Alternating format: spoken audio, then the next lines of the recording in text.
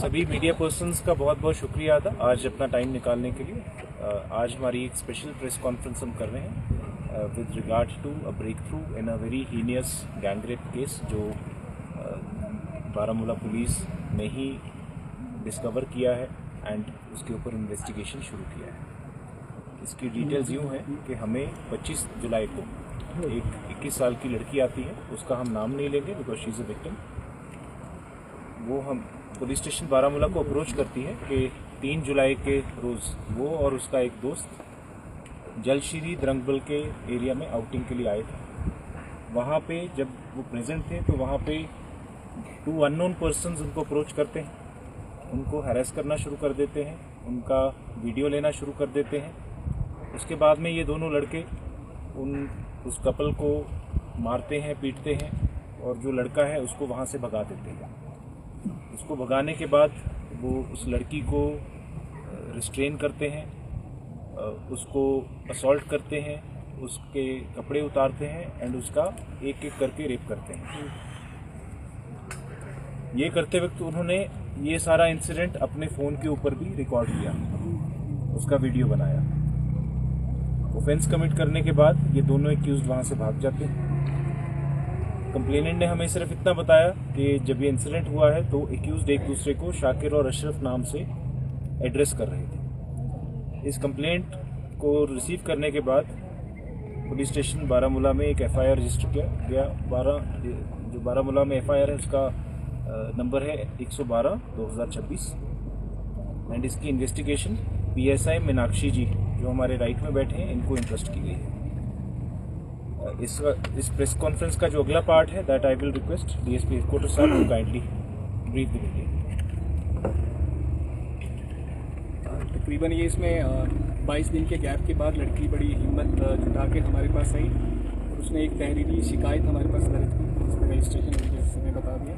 उसके बाद हमारी पीएसआई है मीनाक्षी केस की सेंसिटिविटी को देखते हुए एक वुमेन को ही इसमें इन्वेस्टिगेटिंग ऑफिसर हमने रखा गया और उसके बाद हमने हमारे लिए चैलेंज ये था कि हम पता करें कि ये थोड़ा सा लाउड है आवाज़ नहीं आई। इसमें हमें ये पता करना था कि हमारे अक्यूज जो हैं जिनके खाली नाम ही थे उनकी बाकी चीज़ें पता नहीं थी, ये पता करना हमारे लिए एक चैलेंज था।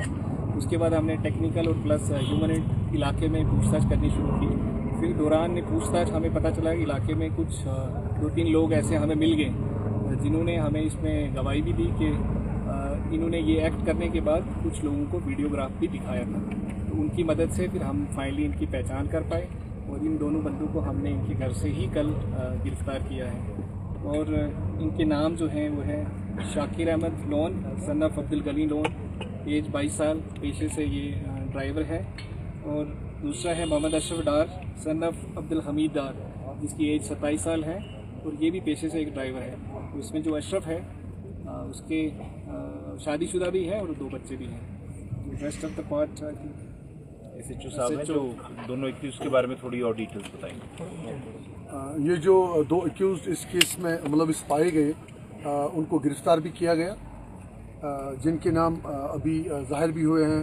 शाकिर अहमद लोन वल्द अब्दुल गनी लोन जो जलश्री का है और उनका जो दूसरा दोस्त है मोहम्मद अशरफ डार सन ऑफ अब्दुल हमीद डार, वो भी जलश्री के हैं।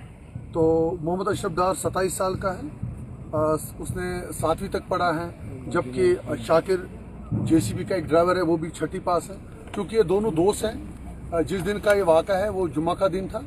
जुमा के दिन चूँकि ये काम को नहीं जाते हैं तो नमाज से पहले ये वहाँ पर बैठे थे।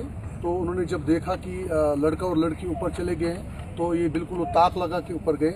बाकी जो ऑलरेडी ब्रीफ हुआ है कि वहाँ पर इन्होंने इस लड़की के साथ जिनसी ज़्यादती की एक करके पहले एक ने की, उसके बाद दूसरे ने की और वीडियोग्राफी की।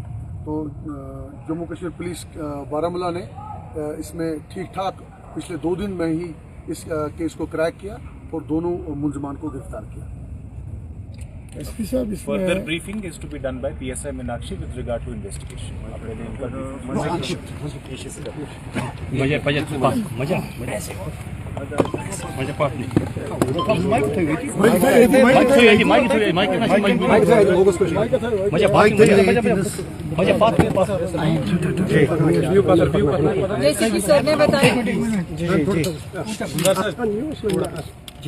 जैसे कि सर ने बताया ये हमारे पास FIR रजिस्टर हुआ है। इसमें हमने मतलब अपने ह्यूमन एंड्स यूज़ किए, सोर्सेज यूज़ किए। हमने जो इसमें 2 मेन एक्यूज थे उनको हमने आइडेंटिफाई कर लिया है। वो अभी हमारे पास पुलिस कस्टडी में है। आगे मतलब सस्टेन्ड इंटेरोगेशन के दौरान उन दोनों ने कबूल किया है कि हाँ उन दोनों ने उनका पीछा किया, फिर उन्होंने मतलब लड़के को मारा, लड़की के साथ उन्होंने गलत किया है और उन्होंने अपने फ़ोन में उनकी वीडियो भी उठाई है। हम उनको स्पॉट पे भी लेके गए थे, उनसे हमने पॉइंटिंग आउट भी कराई है। उन्होंने प्रॉपर हमें बताया है कि किस स्पॉट पे क्या किया है उन्होंने। अभी फिर इसके बाद हमने जो उनके फ़ोन है जिसमें उन्होंने गलत तरीके से उनकी वीडियो रिकॉर्ड करी थी वो भी अभी हमने रिकवर कर लिए हैं। उनको आगे भेजा जाएगा फर्दर उसमें से एविडेंस रिकवर करने के लिए। फर्दर मैं यही कहना चाहूँगी कि हमारी मतलब यही कोशिश रहेगी कि इसमें हम फेयर, इम्पार्शियल और एकदम स्पीडी इन्वेस्टिगेशन करें ताकि जिसके साथ भी गलत हुआ है उसको जल्द से जल्द इंसाफ मिल सके। Thank you. इसमें जो लड़की लेट पुलिस के पास आई है उसमें क्या रीजन लिखे गए हैं?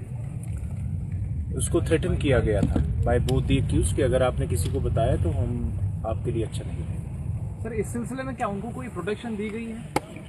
जी हाँ, उनके फैमिलीज को? जी, they are protected and one of the reasons why we have not revealed the names of the victim is ताकि उनकी further protection है। अगर हम इस केस के सिलसिले में बात करें तो ये किस मरहले पे अभी पहुंचा है sir? I did not understand your question। आपका सवाल समझ नहीं आया सर इस केस की अगर बात करें तो ये किस स्टेज पे अभी पहुंचा है? वो मीनाक्षी जी ने ब्रीफ कर दिया। They've already briefed it to you। इस वक्त दोनों एक्यूज पुलिस कस्टडी में है, आगे इन्वेस्टिगेशन जारी है। All of the technical scientific evidences oral as well as documentary इसमें यूज़ किए जाएंगे टू इंश्योर के स्पीडी हम तरीके से इस पर्टिकुलर केस को इन्वेस्टिगेट करके जज साहब के सामने पेश करें। और हमारी तरफ से गुजारिश भी रहेगी जज साहब को कि इसका स्पीडी एक ट्रायल रहे, जो कि जुडिशरी ऑलरेडी करती हुई है in such heinous cases. But our aim will be कि हम इस पर्टिकुलर केस में जल्द से जल्द कन्विक्शन ला पाएं। सर ये एक्सपेक्टेड इसमें इन दो के अलावा जिनके पास वीडियो गए थे उन्हें भी आगे शेयर किया होगा। More arrest are expected. As of now कोई एविडेंस नहीं है कि इन्होंने वीडियो शेयर किया है। इन्होंने सिर्फ अपने पास रिकॉर्ड किया था एंड किसी न किसी पर्सन को दिखाया ज़रूर है, बट शेयर करने का भी एविडेंस नहीं। एंड एज ऑफ नाउ सिर्फ 2 के अगेंस्ट एविडेंस आया, हमें दो का इन्वॉल्वमेंट पाया गया है in this particular heinous offence.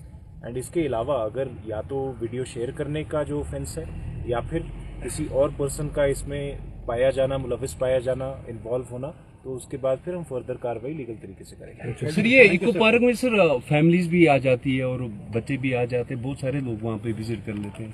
Sir security के लिए आप क्या मेजर्स उठाने चाहिए? इको पार्क खादिनियार is a very separate location from the place जहाँ पे ये पर्टिकुलर इंसिडेंट हुआ है।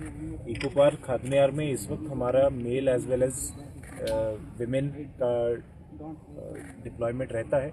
हमारे लोकल पुलिस के पर्सनल भी रहते हैं, उसके अलावा 8 BSF के हमारे जवान भी उस जगह रहते हैं ताकि हमारी law and order point of view से as well as from other point of view से भी हमारी सिक्योरिटी बरकरार है। उसके अलावा आपको पता ही है हमारे सर्चेज, कैसोज वगैरह रहते हैं।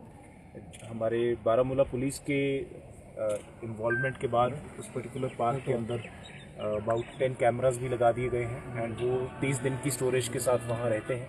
अगर किसी को कभी कुछ इशू रहता भी है तो we can always recover objective evidence from it. ये सारे प्रावधान तकरीबन हमने 1 साल पहले पुट इन प्लेस किए हैं।